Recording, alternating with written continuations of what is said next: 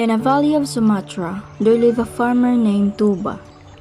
He was a diligent farmer, but unfortunately, his harvest was not always bountiful and he often went hungry. Because of his hunger, he went fishing in the river. He waited a long time and became desperate. When he was just about to go home, suddenly something tugged on his fishing line. He was excited and started reeling in his fishing line. Wow, that's a big fish, he said. Sure enough, at the end of the line was a large gold scaly fish. He immediately brought the fish home to cook. At home, he was disappointed because all of his firewood had been used up. There's no firewood here. I'd better go look for some in the fields. Then he placed the fish inside a basin while he went to the field to collect the firewood. I will eat well today. When TOBA went to take the fish, he was surprised. The fish had vanished and instead there were pieces of gold inside the basin. Where's my fish and whose gold is this? Then when he opened the door of his room, he was surprised. There is a tall woman standing inside his room. This woman is so beautiful. Hey, who are you? The woman turned around and he was fascinated. I am the incarnation of a fish you caught earlier.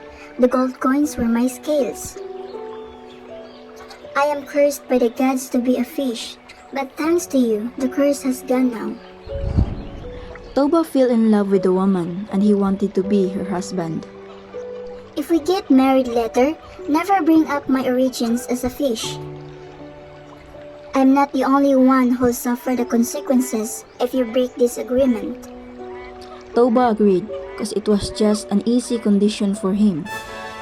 And eventually, they got married. TOBA was working so hard in the fields to fulfill their daily needs.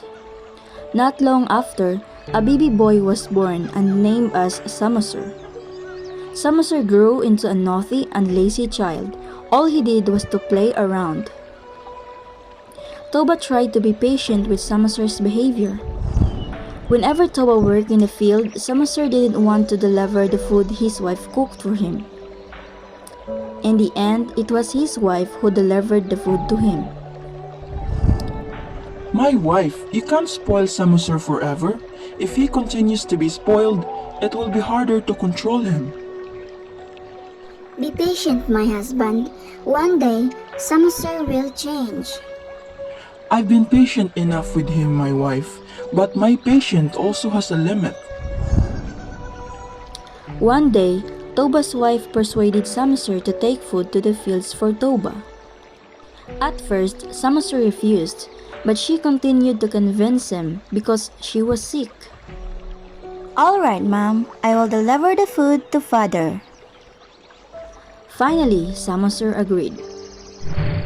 But on his way, Samusur felt really tired and hungry, so he ate the food that was supposed to be for his father and left him only a little. Then he drifted to sleep.